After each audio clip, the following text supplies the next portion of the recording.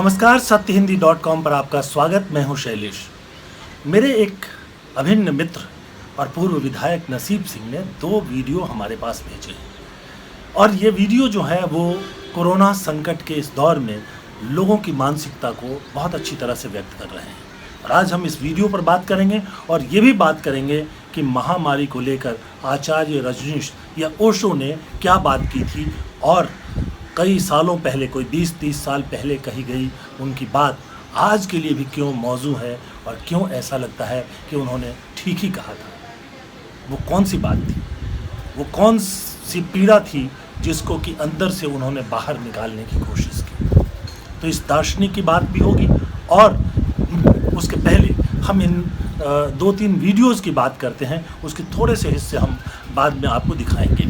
एक वीडियो जो मेरे पास आया है उसमें राजेंद्र कौशिक बताया गया है कि ये दिल्ली पुलिस में कोच थे पहले और रिटायर होने के बाद ये बुरारी में रहते हैं अपने पूरे परिवार के साथ। इस वीडियो में जो आगे आप देखेंगे, एक व्यक्ति जो जिनके बारे में राजेंद्र कौशिक जी जो हैं, ये बिस्तर पे लेटे हुए हैं, बता रहे हैं कि वो कोरोना से पीड़ित हो गए हैं और 5 दिनों से उनको कोई मदद जो है नहीं मिल रही है, उनको अस्पताल नहीं ले जाया जा रहा है।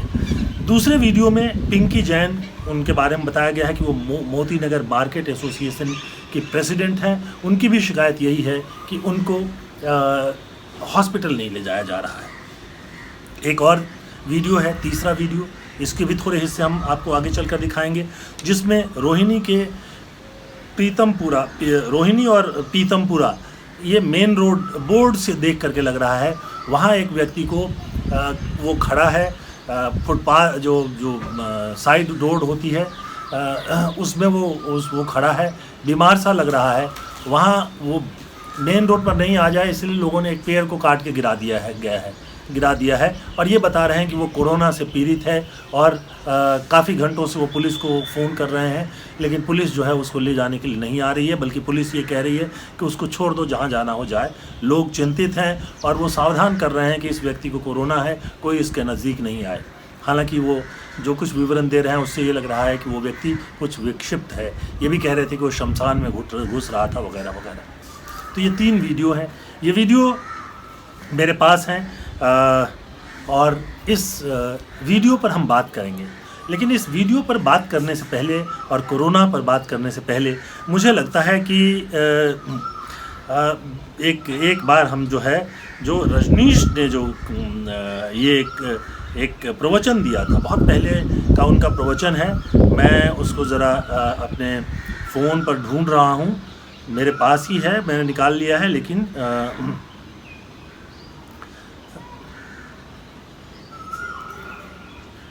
ये प्रवचन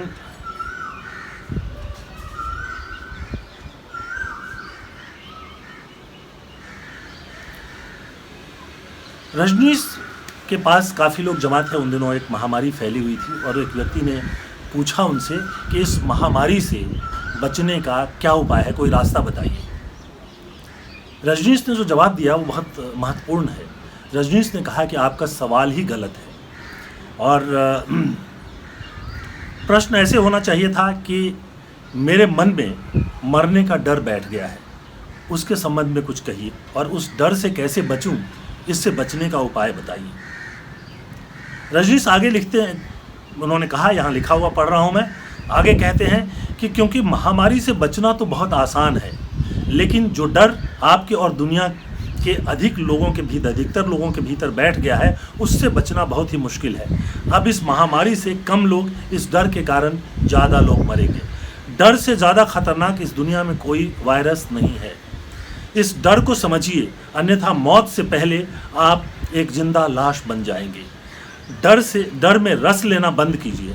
आमतौर पर हर आदमी डर में थोड़ा बहुत रस लेता है। अगर डरने में मज़ा नहीं आता तो लोग भूतहा फिल्में देखने के लिए नहीं जाते। आपके भीतर के इस रस को समझिए। इसको बिना समझे आप डर के मनोविज्ञान को नहीं समझ सकते हैं।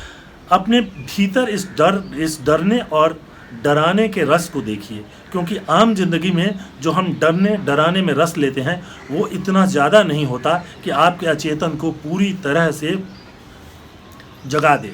सामान्यतः आप अपने डर के मालिक होते हैं, लेकिन सामूहिक पागलपन के क्षण में आपकी मालकियत छीन सकती है। आपका अचेतन पूरी तरह से टेक ओवर हो सकता है। आपको पता भी नहीं चलेगा कि कब आप दूसरों को डराने और डरने के चक्कर में अपने ऊपर से ही नियंत्रण खो बैठे।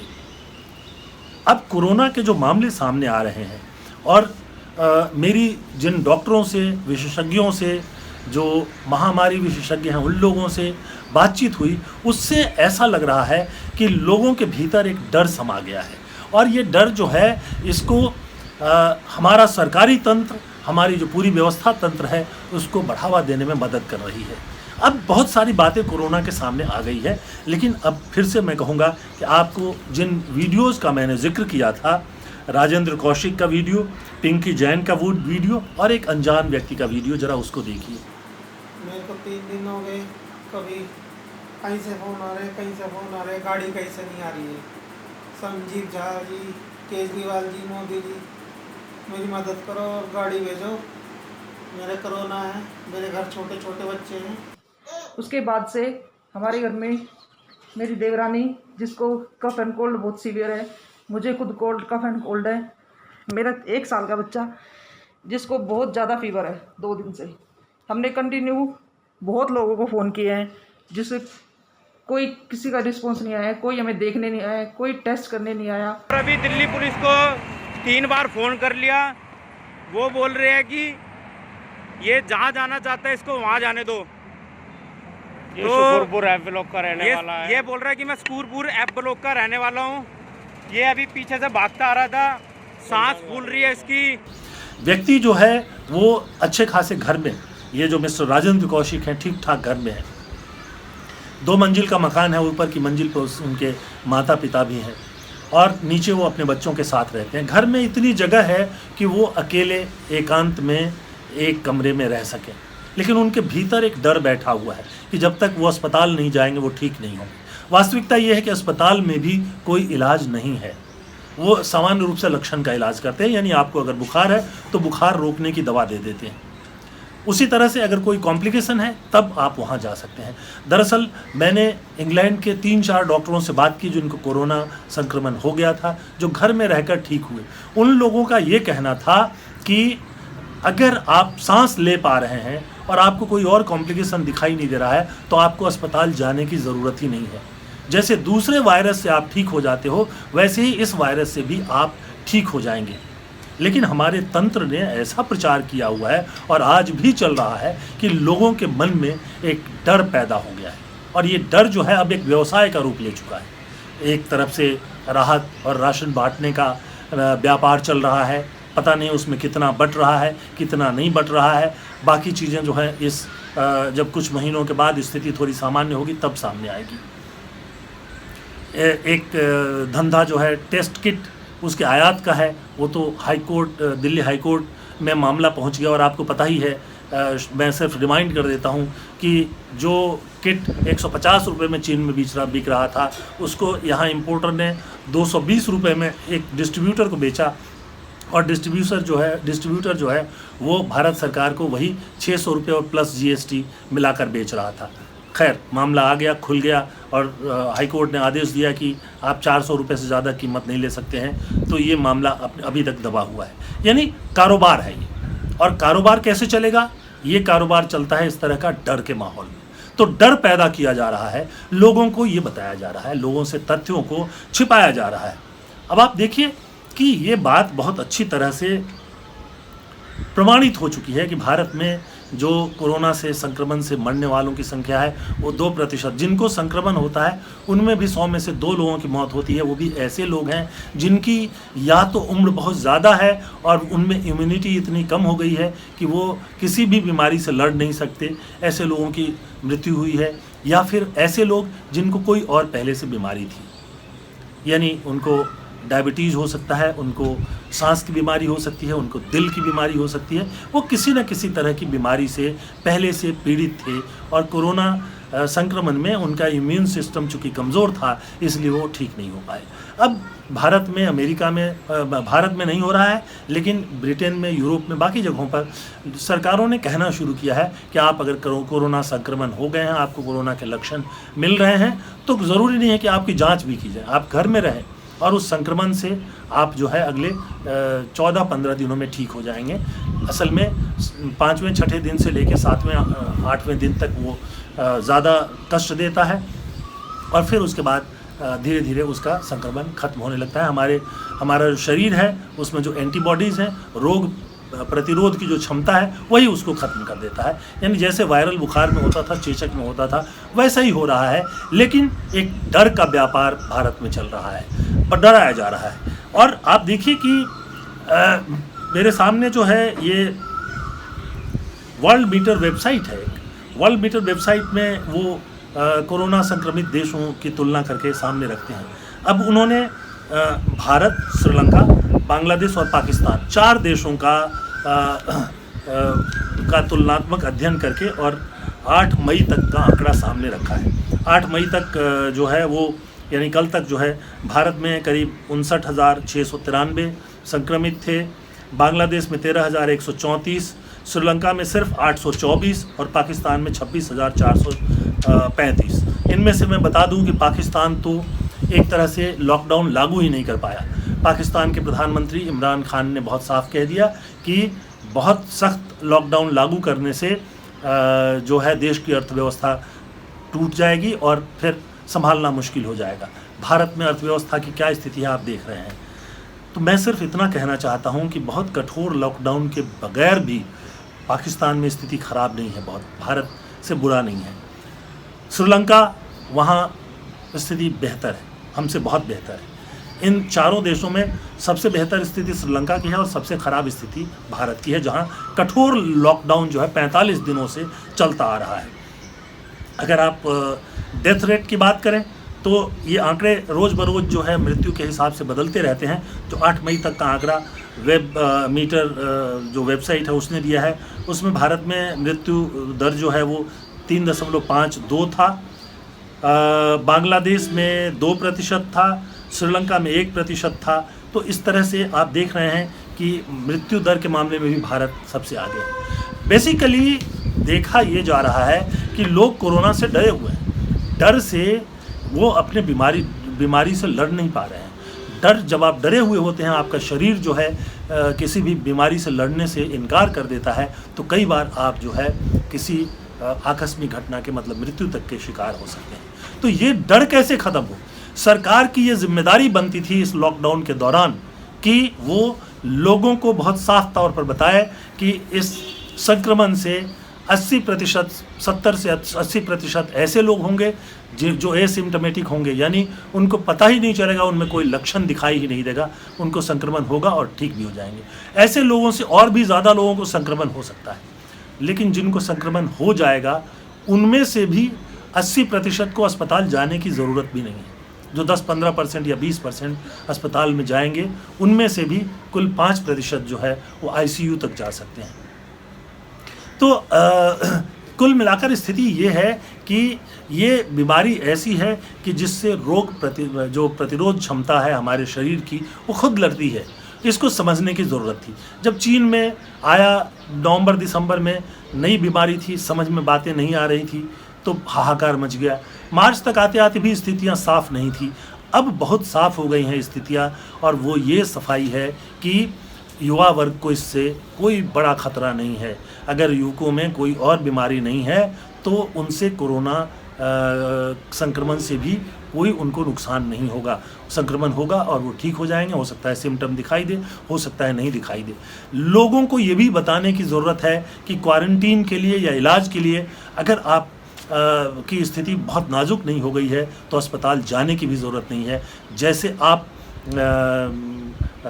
जो वायरल बुखार होते हैं या चेचक हो जाता है, उसको घर में रहकर उससे लड़ लेते हैं, वैसे ही इससे भी लड़ ले सकते हैं। बहुत सामान्य दवाइयाँ और इलाज हैं, कोई इसका स्पेसिफिक इलाज नहीं है। सब डॉक्टर कहते हैं कि ये बुखार होने पे पैरासीटामोल लेते हैं 6-6 घंटे पर, और फिर जो कोई दर्द है तो ये पैरासीटामोल दोनों चीज़ों में काम करता है। बहुत थोड़े से लोग होंगे जिनमें और लक्षण होंगे, कोई सांस लेने में बिल्कुल असंभव सी स्थिति हो जाए तो आपको अस्पताल में दाखिल किया जा सकता है। वहाँ ऑक्सीजन वगैरह के ज़रिए जो है, नेबुलाइज़र के ज़रिए आपको थोड़ी राहत दी जा सकती है, अन्यथा उसकी ज़रूरत नहीं है। तो इस बात की बहुत सख्त ज़रूरत है कि लोगों से के मन से डर को निकाला जाए। लेकिन डर को एक तरह से दिखाई ये दे रहा है कि सरकारों ने व्यापार बना लिया है। डराओ और फिर उनके ऊपर शासन करो। सब लोग घर में बंद है। युवा आबादी जो आज काम कर सकती थी वो बंद है। मजदूर निकलकर सड़कों पर प्रदर्शन कर रहे हैं, हैदराबाद में प्रदर्शन कर रहे हैं, सूरत में निकलकर बाहर आ रहे हैं कि हमको घर जाने दो। उनको घर नहीं जाने दे रहे हैं। बिहार जैसे राज्य सरकारें कहती हैं हम लेंगे ही नहीं, कोई सीमा पे रोक रहा है, क्यों रोकोगे आप? ये स्थिति जो मार्च वाली स्थिति थी आज नहीं है। कोरोना के बारे में, उसके संक्रमण के बारे में, उसकी गंभीरता के बारे में दुनिया भर में आंकड़े आ चुके हैं और दुनिया भर के विशेषज्ञ, उनके साथ भारत के विशेषज्ञ ये कह रहे हैं। भारत सरकार के एक वरिष्ठ अधिकारी ने बयान दिया कल कि हमें कोरोना के साथ जीना सीखना पड़ेगा। तो यही तो जीना है कोरोना के साथ कि संक्रमण हो गया तो कोई डर नहीं है। इसका वही इलाज है जो वायरल बुखार का होता था और अब घर में रहकर इससे ठीक हो सकते हैं। ये नहीं बताया जा रहा है। कहीं से तो एक मोहल्ले में कुछ एक टीम पुलिस की पहुंच जाती है, कुछ स्वास्थ्यकर्मी पहुंच जाते हैं कि एक आदमी को निकाल के ले जाएंगे। वहाँ और भयानक स्थिति होती है, डरे हुए लोग वहाँ से निकलना नहीं चाहते। तो आप उनको वहीं समझाओ ना। अगर किसी मस्जिद में या किसी मंदिर में या किसी गुरुद्वारे में लोग बड़े हुए हैं, उसी को क्वारंटीन सेंटर बना दो और उनसे कहो कि आप यहीं रहिए। लोगों के मन से डर को निकालना बहुत ज़रूरी है। और इसलिए जो रजनीश ने कहा था, ओशो ने कहा था, वहीं से मैं अपनी बात को फिर ख़त्म करता हूँ कि ये डर जो है वो बहुत बड़ा संकट है। और जितने लोग कोरोना से मरेंगे, असल में उनमें से कितने लोग केवल डर से मर जाएंगे इसका कहना मुश्किल है। लोग इसको एक प्रेत की तरह ले रहे हैं। जिस व्यक्ति की मैं चर्चा कर रहा था कि ये रोहिणी पीतमपुरा रोड पर उस वहाँ फुटपाथ की तरफ जो है उसको पेड़ गिराकर घेर दिया था, पता नहीं वो संक्रमित है भी कि नहीं है।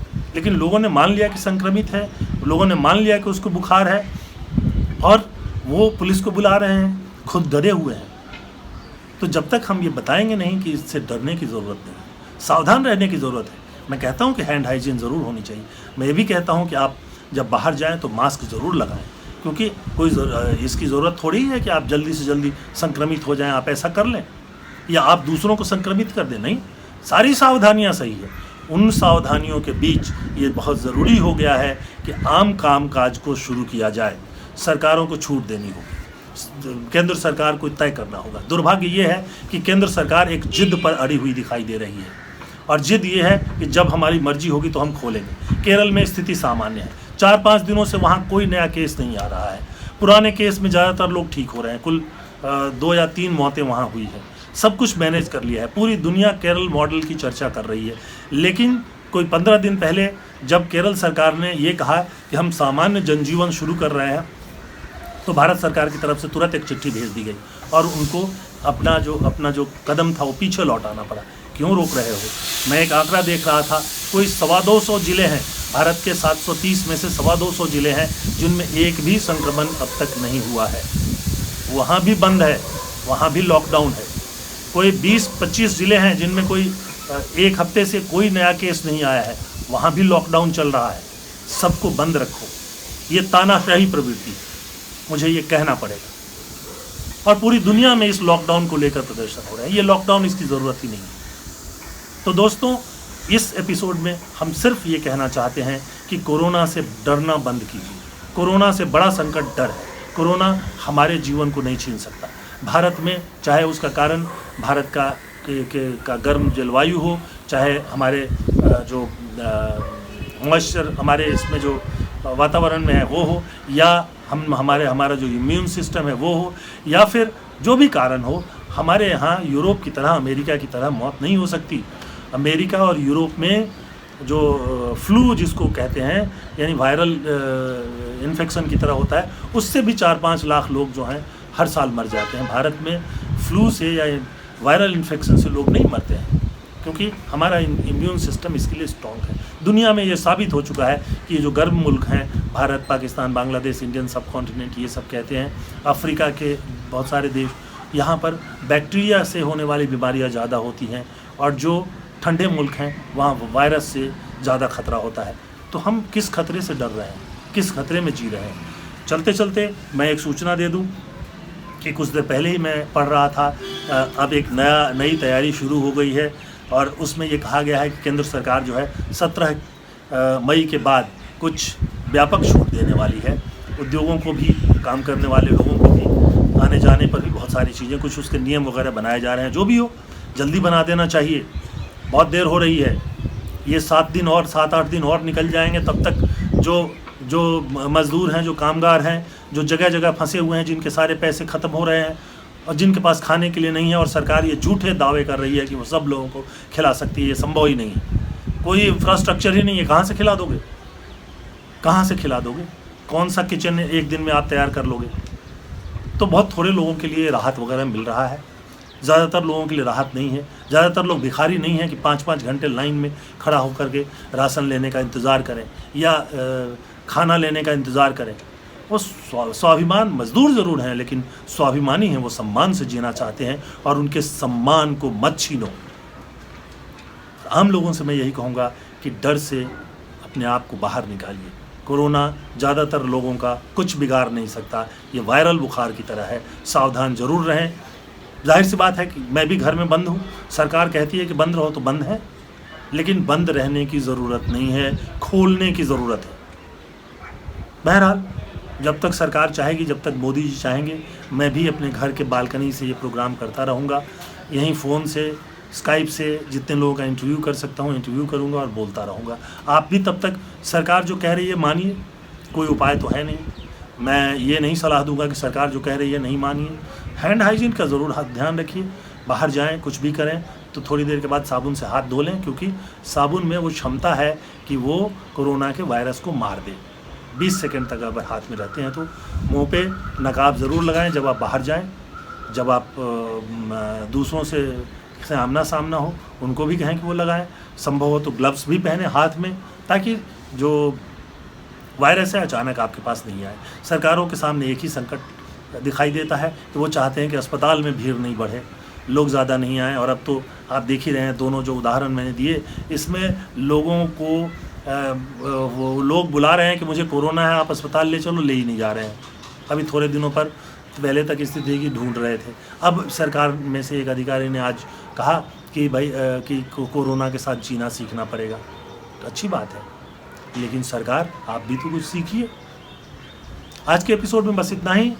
आप सत्य हिंदी से और करीब से जुड़ना चाहते हैं तो इस वीडियो के बाद आपको एक डिस्क्रिप्शन मिलेगा, उसमें उसको आप क्लिक करें। आपको हम बताएंगे कि किस तरह से आप हमसे और बेहतर ढंग से जुड़ सकते हैं। इसके अलावा आप फेसबुक पर, ट्विटर पर और जो बाकी सोशल मीडिया है, यूट्यूब है, उस पर भी आप हमसे संपर्क कर सकते हैं। तो डर पर जीत ही हमारी जीत है। इसके साथ साथ आज का एपिसोड में यहीं समाप्त करता हूं। बहुत बहुत धन्यवाद। नमस्कार। सत्य हिंदी के और वीडियोस को देखने के लिए हमारे YouTube चैनल को सब्सक्राइब करें और सीधे नोटिफिकेशन पाने के लिए बेल आइकन दबाएं।